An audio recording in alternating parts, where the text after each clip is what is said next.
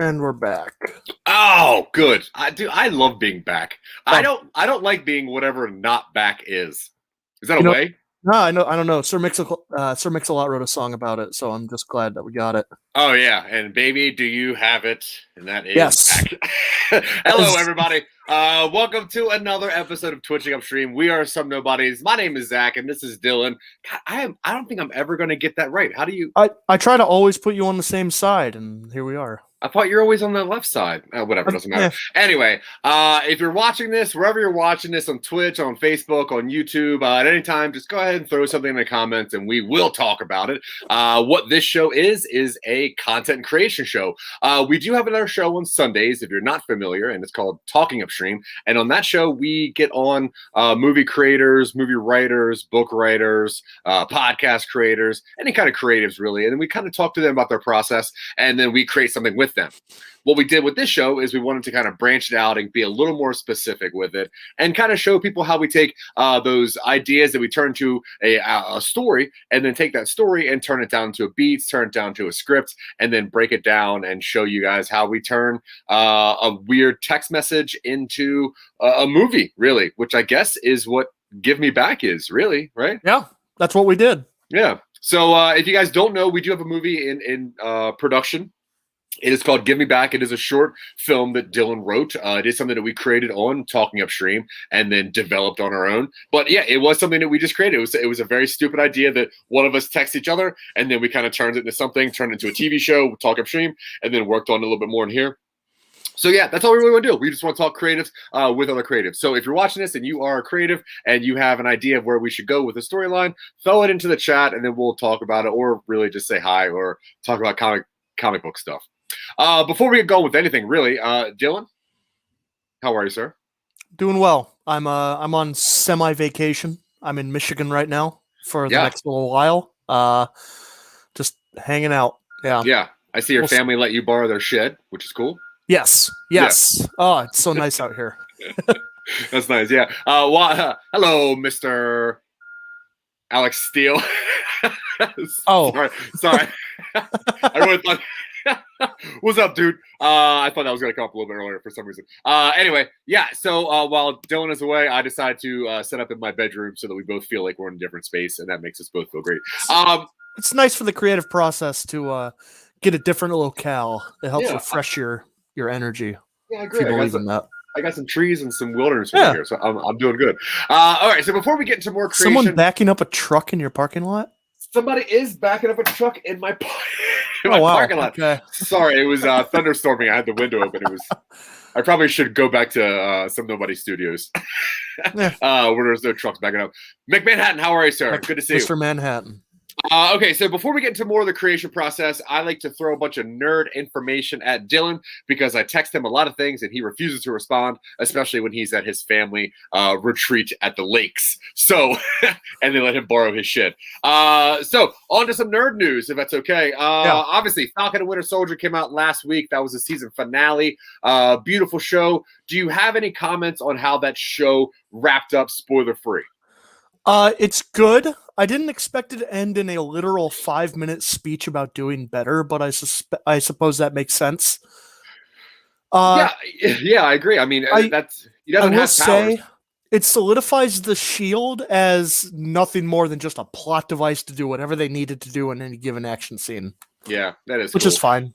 I do like that Sam turned into the rebirth of Iron Man, Captain America, and Black Panther all at once. That was pretty impressive, and I'm really excited to see what they're going to do in the future. I know because of how successful the show was, they did recently announce that it was a Captain America 4, which is not going to have Steve Rogers in it, which is great. There is a little bit of backlash over who people think should have the Shield. Whether it's Bucky, whether it's anybody, Wyatt Russell. What do you think about it? Who deserves a Shield if you're in the MCU? I mean, Steve gave it to Falcon. Yeah, I don't know. That seems pretty cut and dry. Though there is a fair point to be made from one of the characters that it's kind of a legal gray area. But this is a superhero story, so it's his shield to pass on to who he likes. I don't particularly care what the government says. Now, speaking of legal gray area, do you think that means because it wasn't Steve's to give, or it was a different universe? Because if it is a different universe's shield, then it technically wouldn't be anybody's to give. Because the one thing that Val said that made me really question things was she said, things are about to get weird. Now, what do you think she means by getting weird in the MCU? Phase 4 is going to have all the cosmic stuff in there, and we really have to wait for the Eternals to see how weird stuff is actually going to get. Because the Eternals has the potential to get really fun and really weird. We'll see if it actually happens. Yeah. A quick question. What do you think Bucky's superhero name is going to be moving forward? Is he going to stick with the Winter Soldier? Is he going to try to work in Gray Wolf or White Wolf? Is he going to stick with Bucky? Bucky is such a plucky name from the 1940s. I think White Wolf is probably the most likely. Yeah, that makes sense. But he needs a new white metal arm then. That'd be cool. Just to keep with the MCU's color scheme. Yeah, that's true. I do like his arm now. When he stretches too hard, a little bit of gold veins pop out. I think that's awesome. Yeah. Okay, so speaking of MCU and some other stuff, there is the weird iPhone theory that you kind of brought up, or I'm not sure if you brought it up, but you definitely called Sharon Carter being. All right, spoilers if you haven't seen Falcon and Winter Soldier. Spoilers. Whatever. Sharon Carter is a power broker. The power broker. In the comics, it is a name, a title that people hold.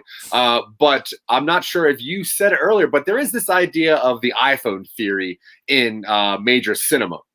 Do you want to talk on that real fast? From what I understand, the iPhone theory as it relates to pop culture is that Apple, when they license out an iPhone as product placement for a character to have in any sort of movie, has a contractual agreement that a villain or antagonist will not have an iPhone. It's from what I gather, it's kind of similar to Vin Diesel's "I can't lose a fight" contract. Yeah.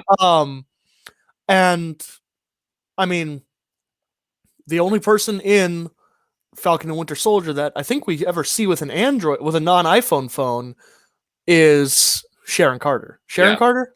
Sharon. Yeah, sure. Okay. Yeah. Yes.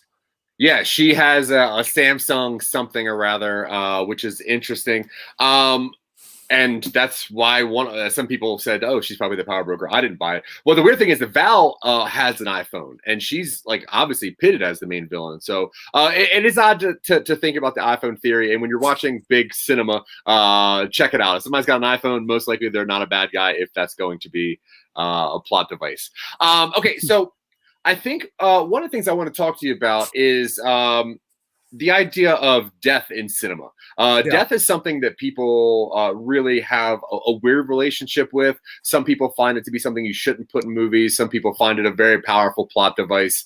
Game of Thrones really changed expectations with killing off major characters, and it became pretty much synonymous for killing off major characters, which left a lot of the audience kind of questioning, I really don't know what's going to happen. How do you feel death should be portrayed in major franchise movies? I think it can be utilized as a really effective storytelling tool if utilized effectively. Game of Thrones, most of those deaths feel either earned based on character choice and consequence, or as a symptom of the wider setting, where something cruel happens and ultimately it helps reinforce the tone of the story. Now, you can do that badly. I think Game of Thrones gets away with it because they had a pretty strong start with a lot of character development and a lot of tone established early on that it was a dark and hard world to live in. Yeah. If you are just killing them off just for plain shock, it starts to get to a point where it's like, I can't get attached to any of these people because they kill people off without it feeling earned. Yeah, fair. Now there is a big movement, I think, with larger franchises, especially, the Warner Brothers and Disney franchises, to put a lot more either heartfelt deaths. And I think that we saw that with Tony Stark, where it's like, okay, this death means something. And then they kind of did a weird version of that with WandaVision, where Vision's death had to mean something different.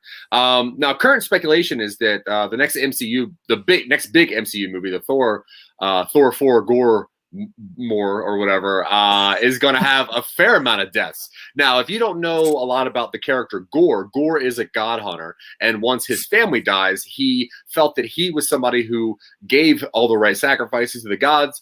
When he went to approach gods and asked them, why did my family die? They were just kind of hanging out, partying the way gods do. And then he went on a mission with a very special weapon to start mowing down gods. Now, in the next, Thor franchise movie, Christian Bale is playing Gore, and speculation is currently that there are up to 7 deaths of pretty major characters that are going to be in this film.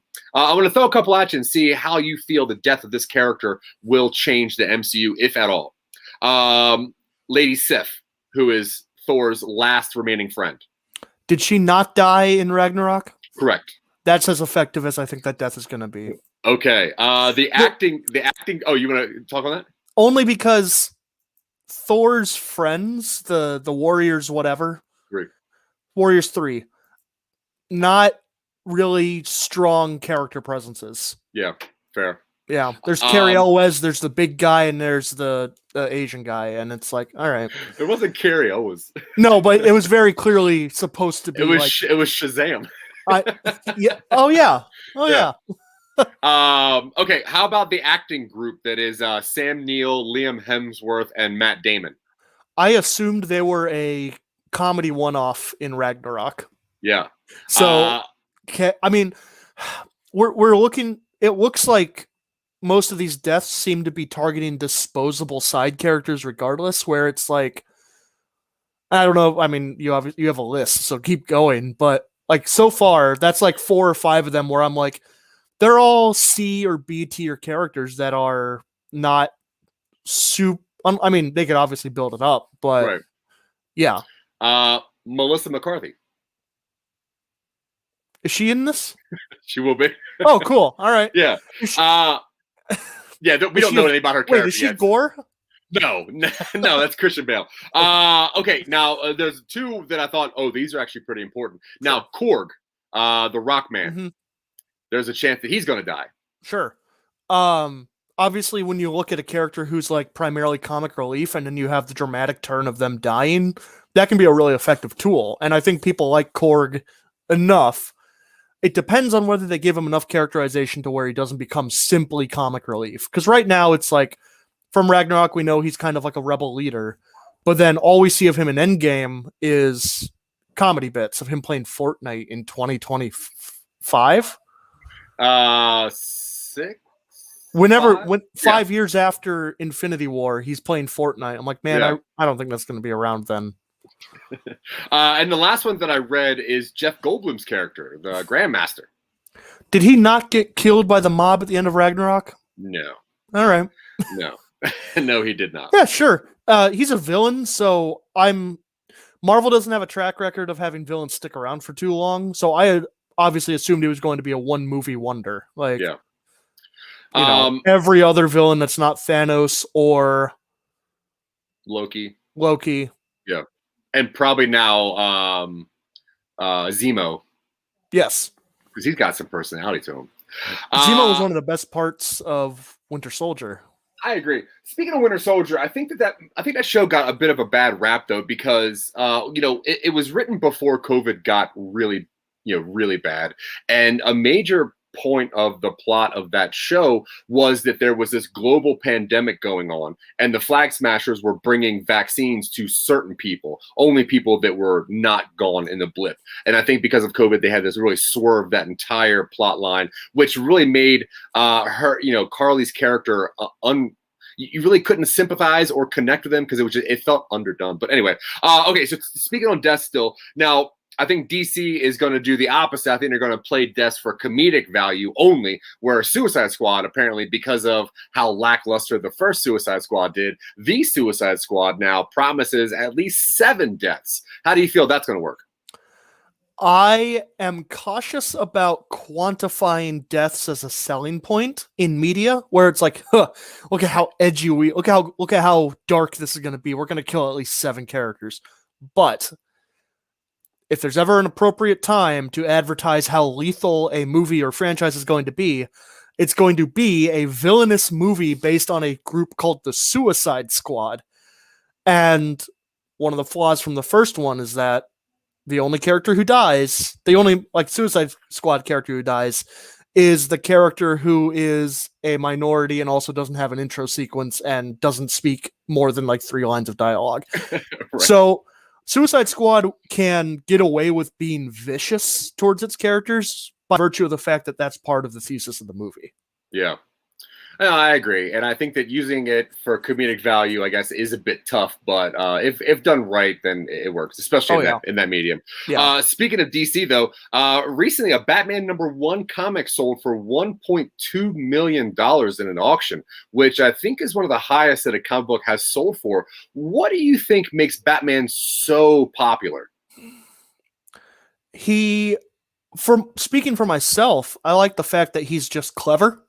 His superpower is preparedness and doesn't rely on any sort of cosmic radiation or genetic mutation or anything except his own, I guess, not psychosis, but he's a crazy person, but his ability to be prepared and just training and dedication and willpower is his superpower. He doesn't have any sort of alien technology or anything like that. And I think there's an element of just being the bad boy of the group. Yeah. Yeah. He's gloomy. Yeah, he's brooding. Yeah. You like a good brood.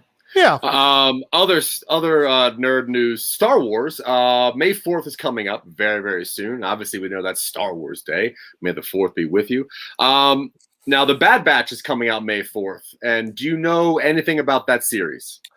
They are X-Men clones. They're clone troopers who have X-Men powers, right? They're defective clones who have laser vision or fire breath or something.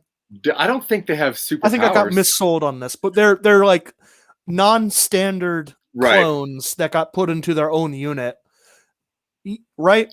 Right. Well, that's true. Yeah. So some of the clones, some of them were defective, and the ones that were defective on a positive end got put into the Bad Batch. They don't look like normal clones. They have a little bit.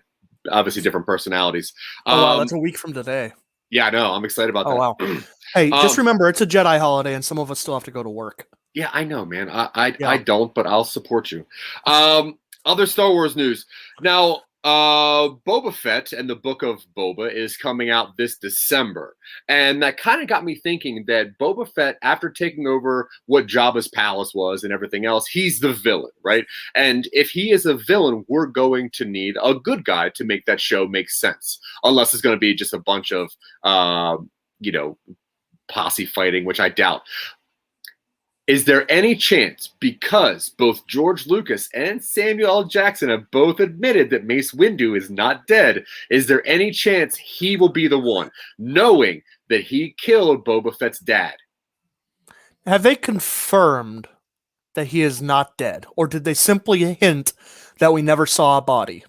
Well, okay, so Star Wars canon is that you did not see a body. George Lucas himself says that he did not intend for him to die. Samuel Jackson says in his personal lore, the character is not dead. I am hesitant to lend any weight to that. Only because Anakin is complicit in his defeat and presumed death, and that's a major character beat for him turning to the dark side. And I don't like, you haven't seen a body, they're not dead. I don't like that. I don't like that. That comes from my background being really heavily involved in the online Game of Thrones community.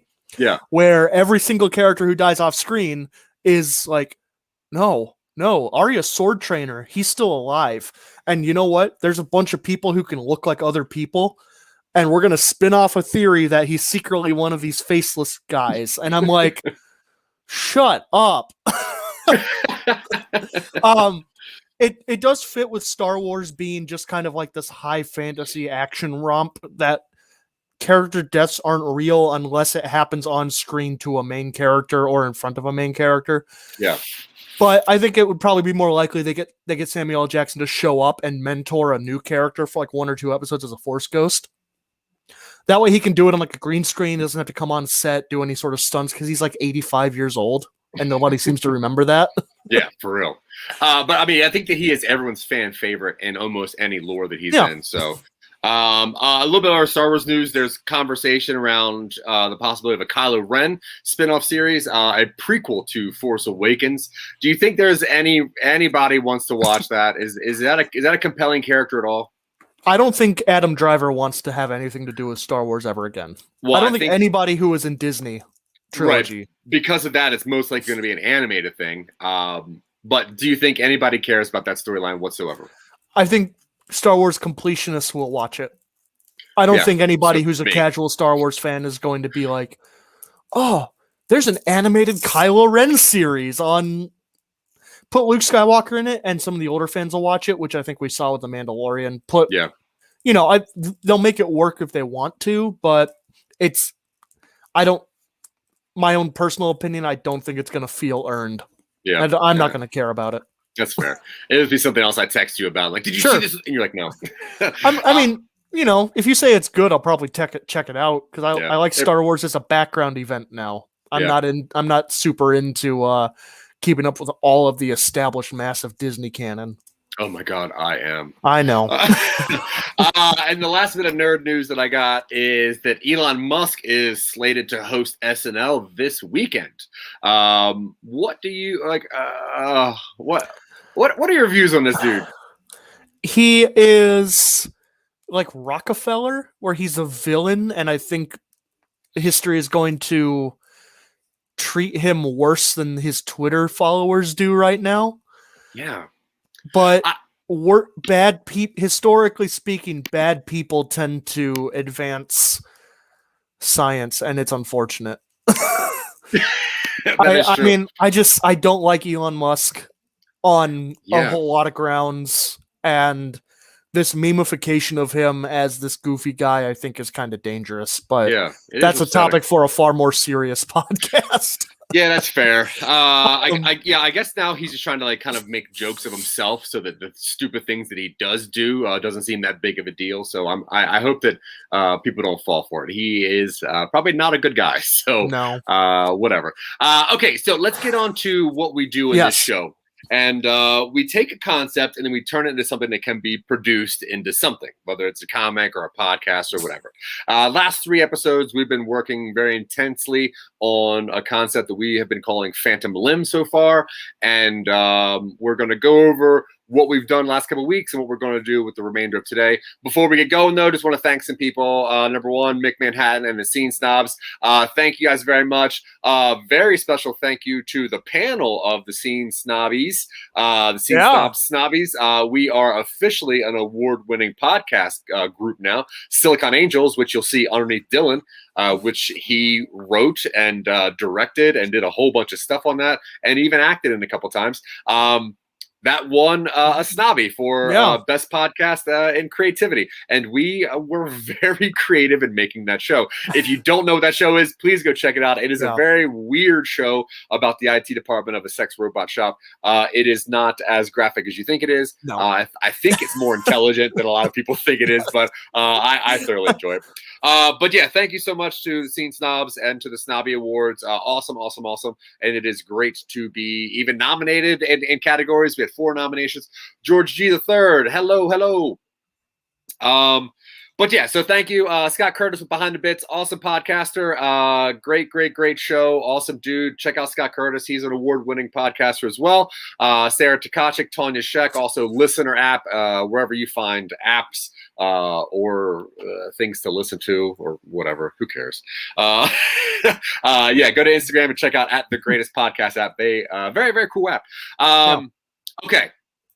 Cool. So, Phantom Limb. Yes. Why don't you get us caught up? So, Phantom Limb, a few episodes ago on Twitching UpStream, this very show, I think episode 1 or 2, we did what we do on Talking UpStream with a few less restrictions. And we developed an idea for a story called Phantom Limb about a surgeon who has the magical ability to always do a surgery correctly. And he gets kidnapped and recruited by an occult criminal gang in Cincinnati, Ohio to help them get some power on the streets. What we're doing right now on Twitching UpStream, and I believe this is part 4 of our extended edition, focusing specifically on story development. We are following the process outlined in the novel in the book Save the Cat, which details how to structure a screenplay. So right here, this is a detailed summary which I summarized from when we did the actual episode. I took that and I developed a beat sheet, which is a list of 15 story beats, including the opening image, stating the theme, the catalyst for the hero, that sort of thing, and just kind of broke that up into story segments, which are referred to as beats. I then took those 15 beats, and I kind of did a scene breakdown where I simply came up with whatever scenes I thought would fit within that structure. Came out to about 23 or so. Over the past few episodes, what Zack and I have done, we developed some of the characters, who we thought might play them, some of their like subplots and stuff. And what we're doing right now is going through the scenes and figuring out what concrete images, lines of dialogue, and other sequences we want to include in these scenes. I believe we had gotten up to about the 6th last time, which was a dinner with a crime boss. So very briefly what the story goes so far. We see a crime boss and his personal assistant, who is also a ritual magician in Cincinnati, and they're talking about someone who can get the curse out of the crime lord. Don't know what that means yet.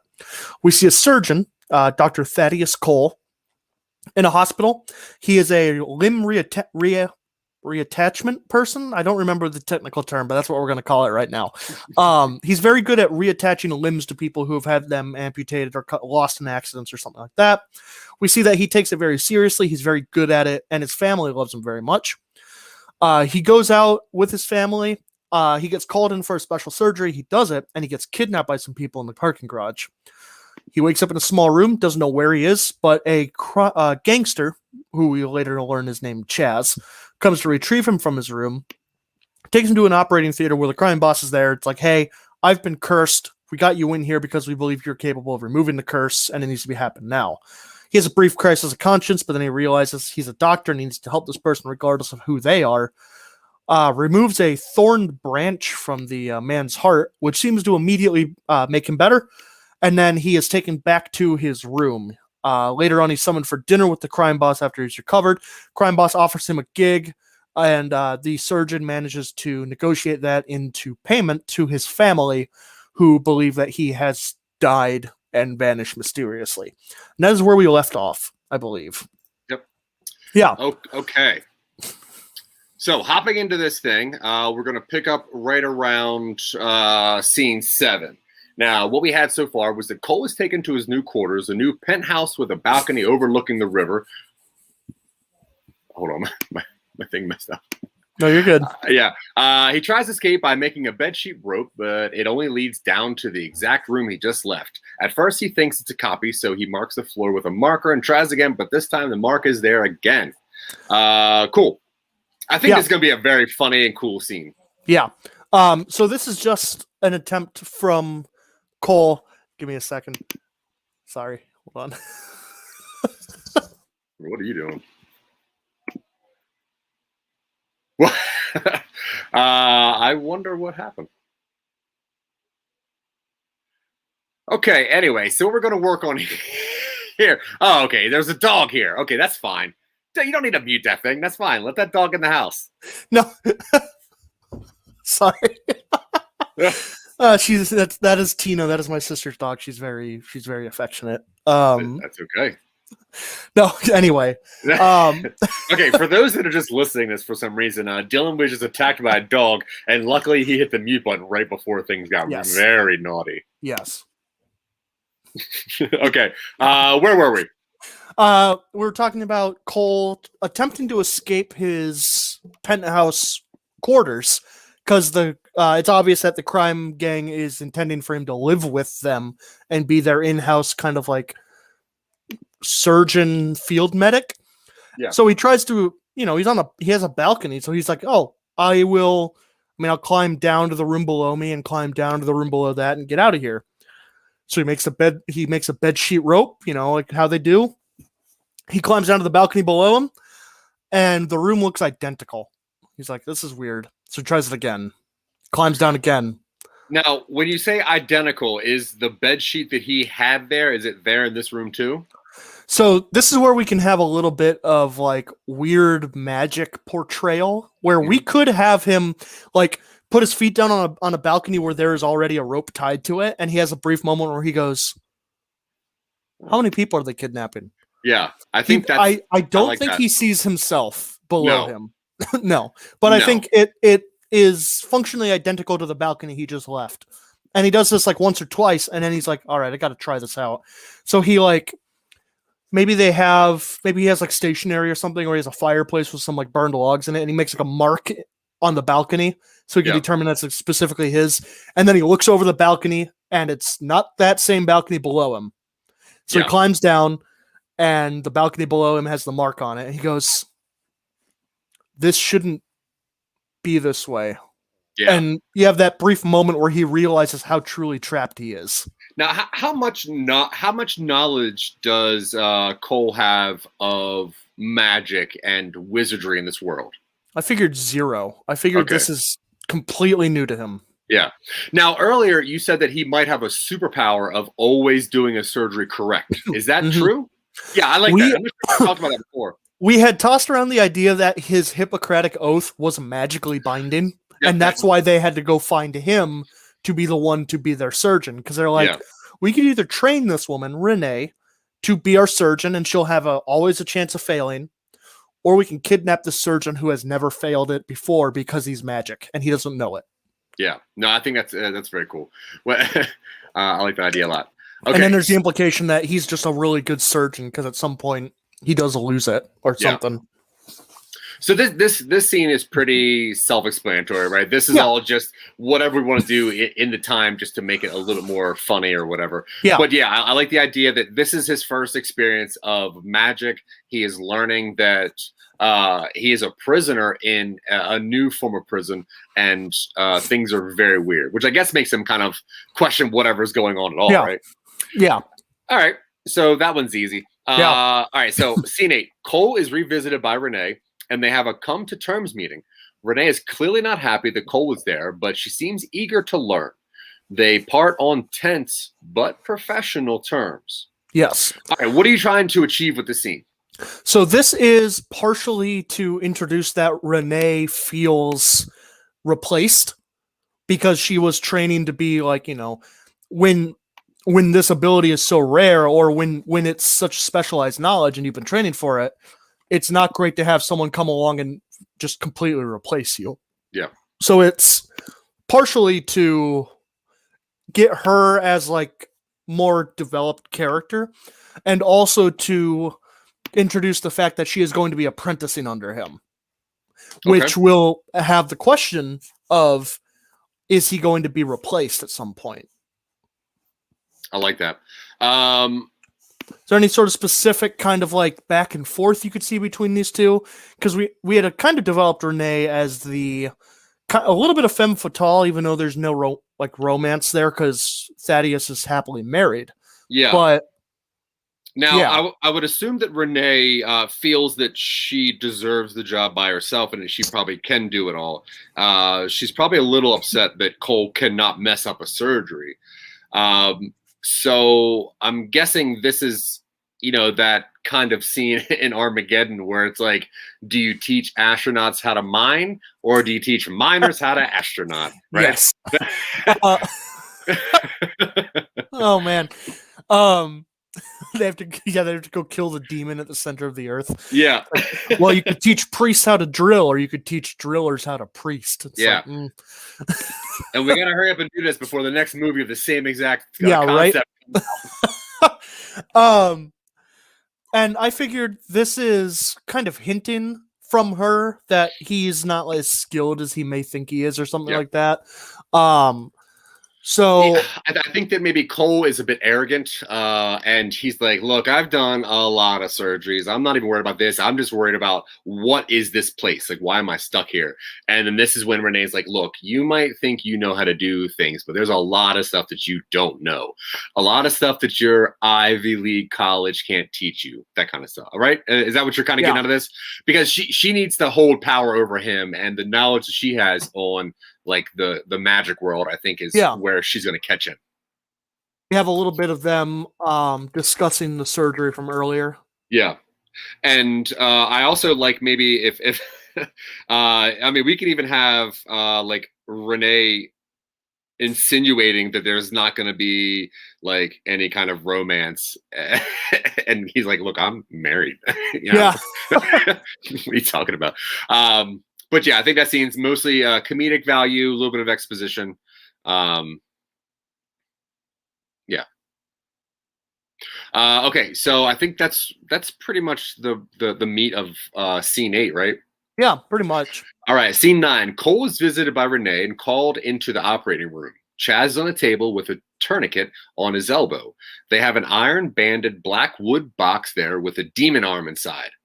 Cole is told to graft the arm onto Chaz, and he does. This is kind of, I mean, obviously this is the second surgery he's done, but this is the start of like in the beat sheet, this is kind of where you have a part called like fun and games where you start to see what is possible in this world. Mhm. And the characters start to like realize what's really going on. And it also kind of breaks into Act 2 where Cole is on solid ground and he starts to react. Yeah, cool. So what do we need to accomplish with this scene, really?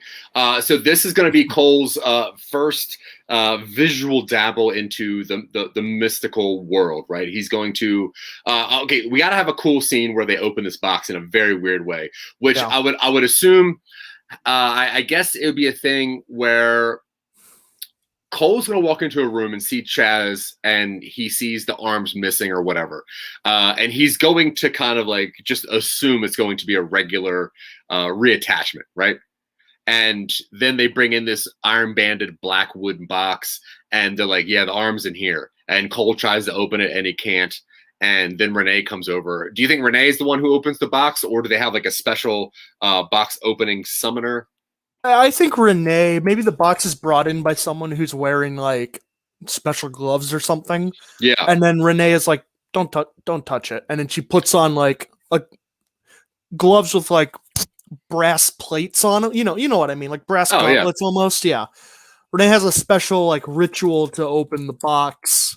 And the cool. arm I like the idea. Is, I like the idea of instead of using like gloves, surgical gloves, they use like gauntlets and like brass stuff. I think that's very cool. Yeah. Let's see. Lots of brass fixtures, gauntlets instead of gloves. You could have like a banded bronze like surgical apron or something Yeah, with like cool. runes on it. And he goes, "This isn't surgical standard." And it's like, this isn't standard surgery. Yeah, that's cool. And then I guess all we're really doing with this scene is showing Cole's inexperience with the magical world, letting him know that he doesn't know everything about surgery, even though he can do it all. I like the idea of somebody knowing, or like being able to do things they don't know they can do. That's interesting too.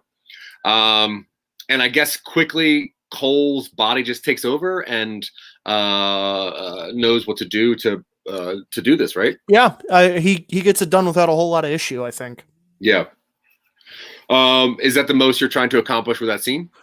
I think so. I think this one's going to rely a lot on just visuals and tone. Like, yeah, because this is supposed to be weird. Yeah. And I like the idea of them kind of having to wrestle with it and maybe like, I mean, obviously Cole freaks out probably at the start, but gets over it pretty soon. Even what if they do a thing where they have to handcuff the demon arm to Cole, and they're like, "Why are you doing this?" And it's like, "So you can't get away." And it's like, "What?" And the arm just like starts freaking out, but it's attached to Cole. Some sort of binding, yeah. Yeah. All right, so scene 10. Chaz visits Cole soon after, well recovered. His demon hand is in a glove, and he's pretty thankful and a cool guy. He says Cole is going to accompany them on a ride along against another gang. Cole was wary, but if it helps prevent people from getting hurt, he's kind of stuck. Yeah, I'm into that. So what we're trying to get out of this is that A, Chaz is a decent person. B, Cole is he's a good person too. But why is Cole going to accompany the ride along? Is it because he needs to check to make sure that the sutures stick, or? I figured it's because Cole is also going to be their field medic. Oh, okay. So they're just taking him everywhere now. Yeah. All right, cool. So what are we trying to get out of this scene? I figure this is going to be Chaz like reminding Cole and warning him not to try and get away. Yeah. So are they going to go do something that's like intimidating to Cole, but is it one of those things where like they go on like a hardcore shakedown, like a magic shakedown, and just kind of show Cole like how tough they really are? Yeah, I figured this the scene 12 up ahead is the actual ride along when they are fighting against a gang of werewolves. Yeah. Cool. Why not? Cool, yeah, whatever. Cool sentence. The Cincinnati Werewolves. Yeah. Okay, so scene 11. He gets a tour of the compound and preps for a ride along. This is the outfitting scene, and this is kind of like, hey, we're not going to give you a full tour yet, but this is just kind of what you can expect. And I figure this is where we show that like all of their supernatural armaments. Yeah. So they've got like a snake terrarium, which is how they do like their divining. You got we had talked about that last week where it's like they lay it out on the table and then. Yeah, no, I think, I like that. So, I mean, if we want to brainstorm just some supernatural stuff, we don't have to like fully explain. Like, let's see. I'm trying to think of what a modern day industrial like occult laboratory would look like. What you would have. So I like the idea of, I've always kind of had this idea of multiple crystal balls, like you ever see like in a newsroom where they have like different clocks of different time zones. I've always wondered why people don't have multiple crystal balls just constantly rolling. Like they have the one ball, but they don't seem like they're like, like they're hard to get. Like, get a bunch of balls going. So I like that. I like, maybe their cauldron. I'm liking steampunk stuff because I like the brass aspect thing. Yeah. So I like their cauldron being similar to like a distilling thing. Like they're distilling like magic or something. Spirits. Yeah. So like the witch, that would be the stir is like a hipster, a microbrew guy. Yeah. And it's like, ooh, cool. This is the finest homegrown newt size that we could find, dude. This is organic. Yeah, right. I think that's cool. Organic, like witchbane or wolfbane. Yeah. Vegan, seitan, wings, bat wings. See, what are some other stuff? So what are, when you think of magic goings-ons, what do you think of? I'm seeing a scene where it's like guns. It's like, well, yeah. What were you expecting? Wands? Oh yeah, also guns. Like sometimes, now non-magic is fine. So wands are pretty much like in the Harry Potter universe. Wands are just guns with different kind of bullets, right? Utilitarian, yeah. Yeah. Now, has anyone ever thought of a machine gun wand? I mean, it's like. Probably. You mean in Harry Potter or ever? I mean, like ever. Yeah, there are a few. There are a few series that seem to treat wands very similar to guns. I'm thinking of the Glenn Cook's Garrett P.I. novels from the 80s and 90s, which is set in a fantasy version of LA, and the main character is a private investigator, but he's also like a wizard guy. Yeah. Bright did not do that. No. No. Bright's also very lazy. Yeah, I like the idea of like using guns like wands, like shooting spells instead of bullets. I think that's cool. I also like the idea of like magic brass knuckles for some reason. Yeah, they're brass knuckles and they have little quartz bits sticking off. Yeah, and like when you punch somebody's arm, instead of like bruising, it just like turns into like a piece of metal or something. It punches their spirit out of their body. Oh, cool! Yeah, you punch ghosts. Yeah. Ghost puncher. Or like every time you punch somebody, it affects their next of kin. I'm gonna pitch Ghost Puncher on one of our upcoming episodes. It's a person that can punch ghosts but cannot see them, so it's just wildly like lashing out in the streets. I'm here to.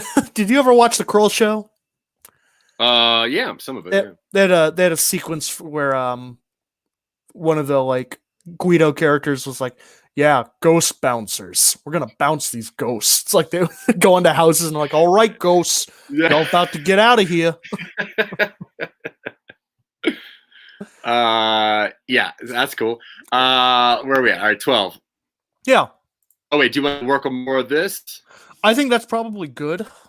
It's just it doesn't all have to be explained. It's just kind of give. Yeah, it's all flavor.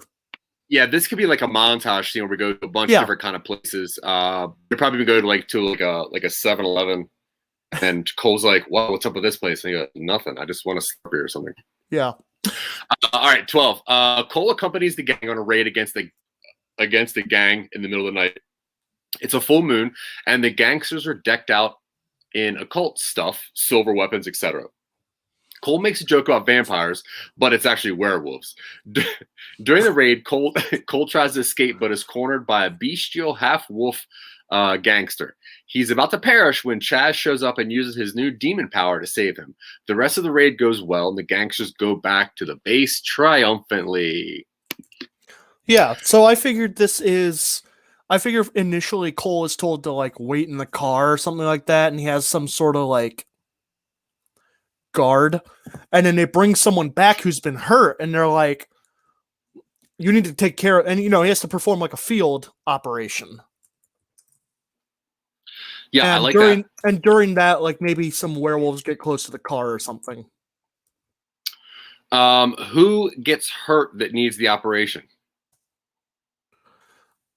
Some low level street enforcer. It doesn't have to be a named character.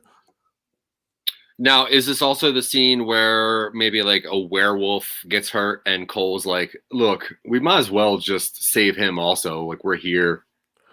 We could. He could help that. Yeah, he could. I always think that's a good thing. And that would probably push Chaz a little bit harder. But I guess we don't need to show that Cole's a bad guy for some reason. But maybe but he also doesn't need to take sides.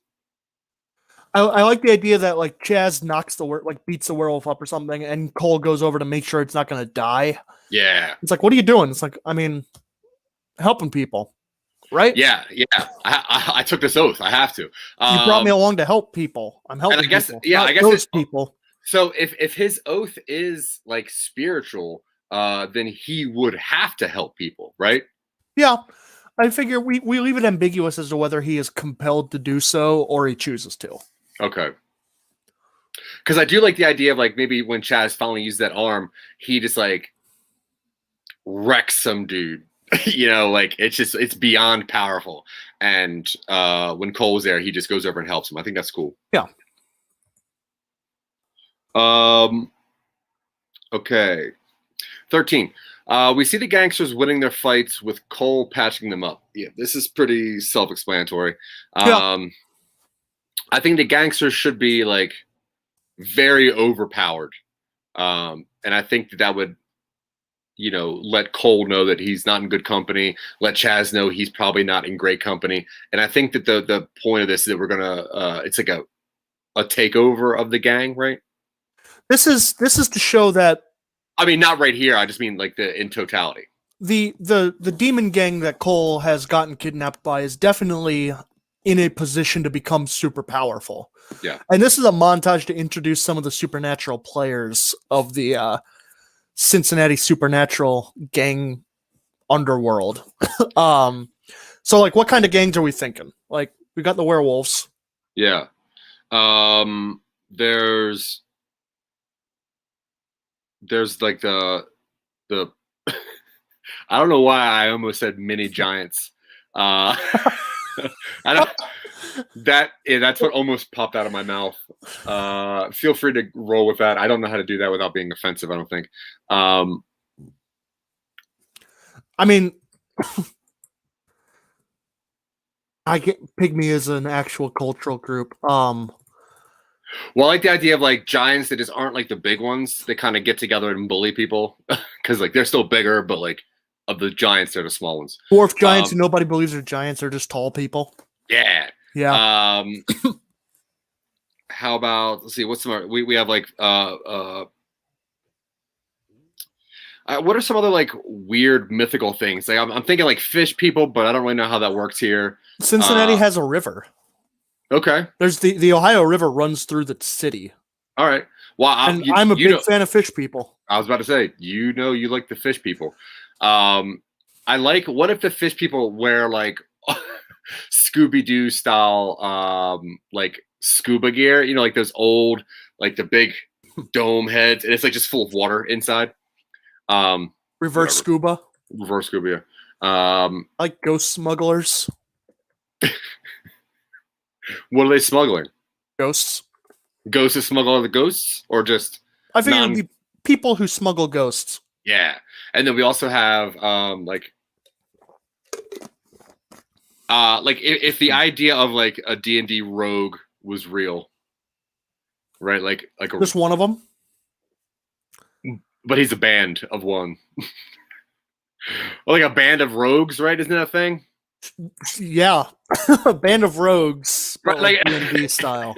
Yeah, it just seems like weird, like to have like a bunch of guys with like, you know, leather, and, like, yes, and stuff, and you're like, what are you guys doing? It's like, we're rogues, like whatever. I mean, the Ren Fair's not in town until August. Like, look, we're not friggin' LARPers, okay? We're actual rogues. Yeah. Okay, 14. Chaz and Cole bond. Cole eventually convinces Chaz to take him on a drive past of his old house. We get some family exposition as Cole watches his wife sit sat at the dinner table from outside. Yep, I'm cool with that. And their flowers, you know, there's the flowers he bought for her. They're on the table and they're wilting, so it's been a while. Yeah. And were we setting Chaz up with somebody as well? We had the idea that he and Hidalgo's son would be romantically entangled. Yeah. And then we also had the idea that Hidalgo's son would be killed by Renee. Yeah. Now, there is a sensitive topic here, which is referred to sometimes as bury your gays, where you have a gay character who is one of the only ones to die in the story. And I don't know if we want to try and actively avoid doing that, or if we feel like this is because the Hidalgo's son. Because I had the idea that since Cole has a family, there could be a bit of like, you know, if Cole's son and Chaz kind of get along. I definitely don't want to. I mean, I like the idea of somebody who is overpowered but can't save their loved one. That's always like one of those powerful moves. I think it's the reason Superman 78 was so successful and Man of Steel wasn't, because you have somebody that has great power and either the ability to save them or the ability to not save them. So I think if maybe we introduce more gay characters also, that would that would stop a lot of that from happening. Okay. We'll think on that. Yeah, we don't really need to, because I don't know if we need to show that Renee is technically bad as much as Chaz needs to get out of there. Okay. Right? Well, the part of there needs to be at some point later on, I feel like there needs to be a point where Hidalgo loses faith in Cole and thinks that it is a decision Cole made to try and betray him, which was originally his son needs an operation and dies on the table due to Renee's interference. Oh, yeah. Okay. Yeah, I guess when we get there, we can kind of figure that out. Because there's this other thing of like, maybe if Hidalgo is the one who dies on the table and then his son takes over and then his son's very bad. And that's a reason Chaz wants to dip. that could be something too. And if it is that, Renee is responsible for Hidalgo's death, then it's like she's kind of the anti-hero and isn't really playing a side. So we could also maybe work that in. Okay. But the scene we're working on right now, though, is this one is not really that big of a deal. This one is. Do you think that Chaz? So Chaz doesn't really meet the family, right? They just drive by. I figured it was just like, hey, Doc, you did me good on several times. Like if you ever need anything, and he goes, I just want to see my. You don't have to take me. You don't have to let me out of the car, but I want to see my family to make sure they're doing okay. And Chaz is like, I can arrange that. Yeah. So it's a bonding moment to show that Chaz sympathizes with him. Now, do we have a scene after this where we show Chaz taking something from this scene, like either calling his partner or trying to do something? Good. Or is this just a building scene between Chaz and Cole? This is originally a building scene between Chaz and Cole, but that is partially Chaz taking something from this interaction. Yeah, sure. All right. So scene 15. Hidalgo takes his officers, including Cole, out to a nice restaurant, and Hidalgo tries to convince Cole that this life is worth it. Cole confronts Hidalgo about Chaz and his son, but Hidalgo says that his son will have to put on a strong face because nobody's going to respect a gay crime boss. Cole says it's a very 90s attitude, and the conversation fizzles out on uncertain grounds. I think this scene works fine. I think that they can offer Cole a lot of money and a lot of stuff. And I think Cole's main thing is that it is more about family than stuff, which would also, kind of mimic the opposite of Hidalgo, where it's more stuff than family. Yeah.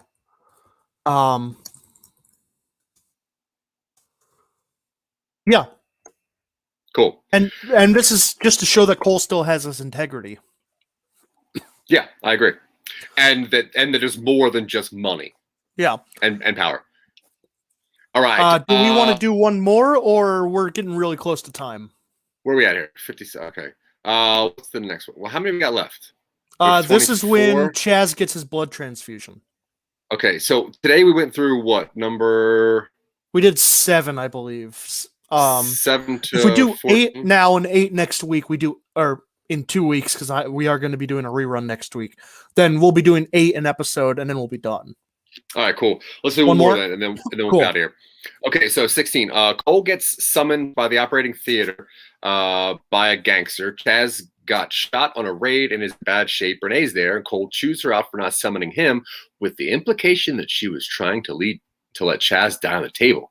Cole realizes Chaz will need a blood transfusion, and what they have is demon blood. He transfuses Chaz with the demon blood, and Chaz recovers very quickly. What's the point of this scene, do you think? This is partially to get some tension on there, because Cole might be losing the only person who sympathizes with him. And it's also to set up the final act where Chaz is going to be instrumental to Cole getting out of there, because he's going to be demon empowered. So I think this scene might work a little bit better if Cole isn't there to begin with, and maybe he stumbles upon Renee transfusing demon blood, and then that's when he gets in there and he's like, "Why didn't you summon me?" And it's because Renee knows that Cole will fix him the right way, and they want to either kill Chaz or make him worse. Part of what is going on here is that he gets summoned by one of Chaz's like friends or one of his like gang buddies, because Renee was going to do that anyway. And when Cole shows up, he's like, he's lost enough blood. What do we have to do? What can we do? It's like, well, we have one of the gangsters is like, well, I mean, we don't have like a blood bank. We can summon some. It's like, but we don't know what that'll do to him. And he goes, screw it. It's what we've got. Yeah. And I guess it's like, if I can do it, then it'll work, right? Because of his Hippocratic oath. Yeah. Because like, if his body will let him do it, then it should work because he has to help people. Yeah. All right, cool. So that's a good place to stop right there. Yeah. We pick back up. We'll get through the last 8 scenes of here. We will not be here next week. We are doing some restructuring and establishing things. I've got some dental work, and I'm not going to be in not going to be in any mood to have my mouth moving. Yeah, Dylan's not a funny dentist guy. He is just a sleepy one. So we're not going to be here next week. We want to thank everybody for reaching out and let us know how you feel about this. If you do like how we're changing up Twitching UpStream, let us know. We love comments. We love feedback. Yeah. Thank you to everyone watching. Thank you to Nick Manhattan. Thank you to Jimmy and the Eid Foundation. Thank you to IBM TV. Thank you to my best friend Dylan. I hope that you have safe travels back home, and I hope that your teeth make it out of this next event well. Thank you to everybody listening. Remember to check out Real Boys every Monday. Next week, we're going to do Clockwork Orange, but we have a bunch of weird stuff on there. Maybe I'll like this movie. I don't know. I didn't the last 2 times I watched it, but whatever. You can always find Talking UpStream every Sundays or on our YouTube channel, Some Nobodies. You can just find us if you go to Some Nobodies. Like I said, we have a movie coming out. We have a GoFundMe if you want to play around with that. We also have a Patreon. But until next week, folks, I've been Zach. He's been Dylan. You've been great. We appreciate you. We'll talk to you later. Take it easy out there.